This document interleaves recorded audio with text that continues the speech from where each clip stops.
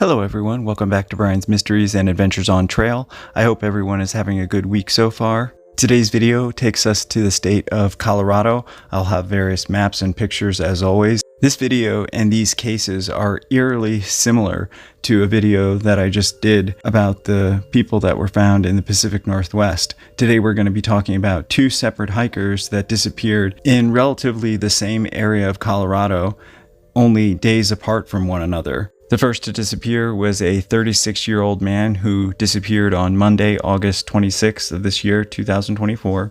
The second was a 67-year-old man who disappeared on August 29th.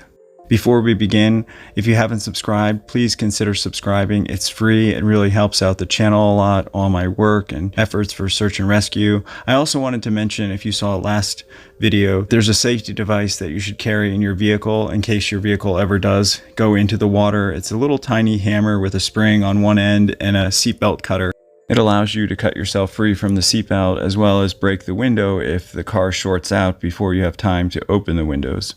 All right, let's get into today's cases. The first was a 36-year-old man who was hiking. He was familiar with this area. He had gone on a hike in the Lake Isabelle area. This is in northern Colorado. These are various maps to give you an idea of where it's located. It is the red point there.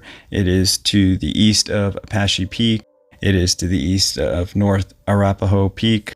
It is northwest of the city of Boulder. This young man had set out for his hike to Lake Isabelle, which he accessed from the Brainerd Lake Recreation Area. I'm going to have some maps and pictures to show you. This is a picture of the trail leading out. It is thought that after leaving the Brainerd Lake Recreation Area, he took one trail that hooked up with the Isabelle Glacier Trail, which he had planned to take out to Lake Isabelle. He was planning on doing this weekend camping trip. Based on the itinerary that he had left his friends and family, he was supposed to return Monday, August 26th. When he failed to show up after waiting for several hours, they contacted search and rescue. The search teams immediately got started with ground teams, dog teams, as well as a helicopter. They knew the general area because of the family information that was given to them. They almost immediately found his vehicle parked at Brainerd Lake. They scoured the area and spoke to a couple of witnesses. No one reported seeing him. This is a map of where the trail is, and that's the lake there in the center. Here are some more pictures just to give you a general idea of the lake and the surrounding area. Even though there was no sign of him at the time, this man was actually carrying a Garmin GPS device. Although he had not used it to signal for help, it helped them narrow down their initial search grid. The Rocky Mountain Rescue Group was searching throughout the day. At roughly 5:30 p.m. that day, August 26th, they came upon a dead body at Lake Isabelle near the base of Shoshone Peak. Here's a picture of that area. The rescuers are quoted in saying that due to the terrain and how technical the rescue would be, they weren't able to go in and retrieve the body. They were fairly certain that this was the young man they were looking for. However, they did not know until the next day when the Colorado Department of Fire Prevention aided them with the use of a helicopter. They were able to fly over, get people down there, and retrieve the body. He was later transported to the Boulder County Coroner's Office. This is where the shroud of mystery sort of takes over. All the reporting news agencies stated that the Boulder County Coroner's Office would determine the identification of the hiker as well as the cause and manner of death. The other quote made by officials was that at the time, the death did not appear to be suspicious in nature. They did not believe any foul play was involved. But there was no further information provided. Even to date, the man's identity hasn't been revealed. Now, I'm sure there's some people out there that know, and it could be a privacy thing, and that's fine, but why not reveal the cause? What happened? This was only made more suspicious when on August 29th, only 3 days later, another man, a 67-year-old man, had gone out for a hike. This was definitely a day hike. He had parked in the Middle St Vrain Trailhead parking lot.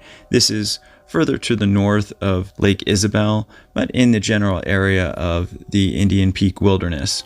This trail is well known in the area. It is a very difficult trail. It is supposed to take roughly about 2.5 hours for the average hiker.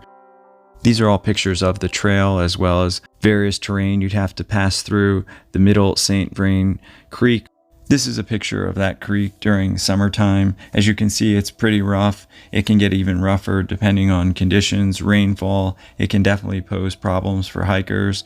This is a satellite map of the area. I wanted to show you this picture because this trail also includes some really windy turns and steep inclines like this one. Very narrow, going around this boulder with a cliff on the right, as well as it would be a nasty fall if you tripped and fell down the left side. This hike is considered a day hike, meaning most people don't plan for an overnight. They don't carry extra gear. It can be done and people do it. But in his case, he was just planning to do a day hike. After failing to return at his stated time and giving him an extra hour just in case he had trouble, the family knew something was wrong. They contacted the Boulder County Sheriff's Office. At first, the Boulder County Sheriff's Office went out to assess what was going on. They found the man's vehicle, which was parked at the Middle St Vrain Trailhead parking lot. It was at this point they initiated their ground search teams, along with dog teams, as well as a helicopter. He was officially declared missing on August 29th.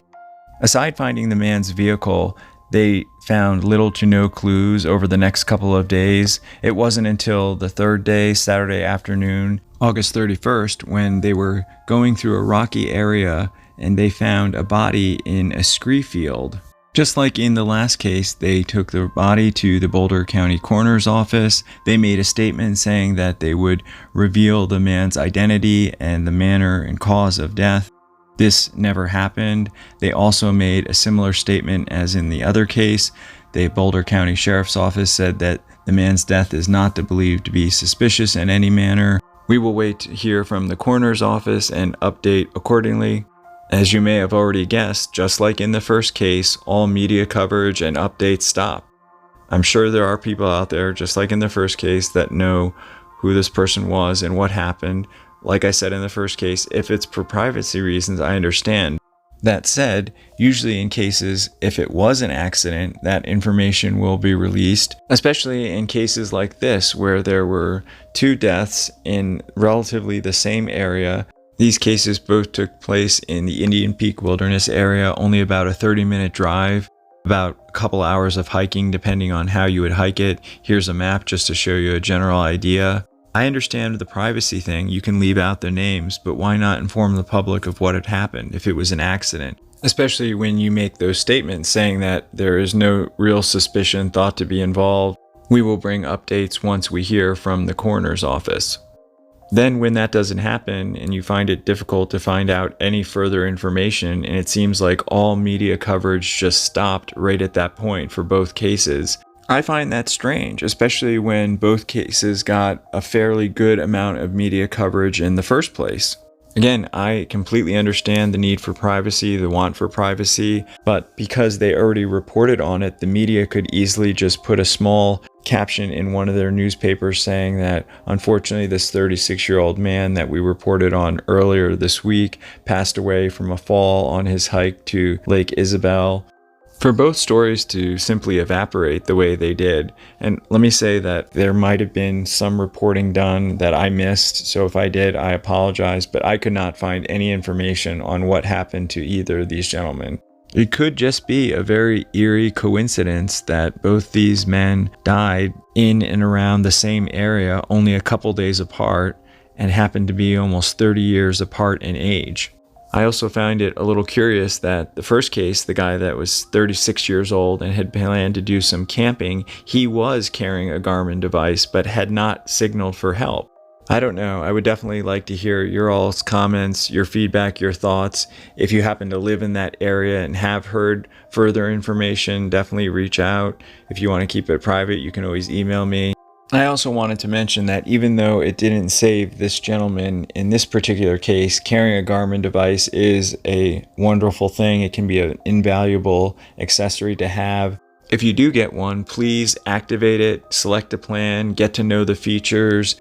Mine is almost 6 years old, but it's wonderful. I love it. It has great topo maps. It has up-to-minute weather, tracking features. You can usually select from various plans that allow you to text unlimited or just a small amount depending on what your needs are.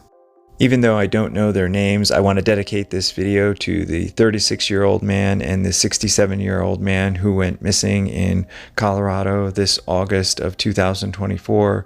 My thoughts and prayers go out to you, your families, all your loved ones. I am so sorry for your loss. Thank you so much for watching. Thank you for all your support, your comments, your feedback. I love hearing from you all, so definitely leave me a comment. Special thank you to co.ag for providing the background music. Hopefully I'll see you all in the next one. Take care. Hey everyone, thanks for sticking with me to the end. I'm going to be doing the advent calendar drawing this weekend in my next video, so you still have a chance to be entered into that. All you need to do is leave me a comment with feedback about this video or any video or a case suggestion and letting me know you want to be entered into the drawing. I'm still trying to get caught up on my emails. I appreciate your patience with that. I am going over various case suggestions that you all brought to me. This was one of them. I'm working on several new videos, so stay tuned for those. Next one should be out probably on Sunday. I'd love to hear if you have any upcoming adventures or any past stories from previous adventures or what you have planned for Thanksgiving. Thank you again for all your comments, your support, your feedback. I'll see you in the next one.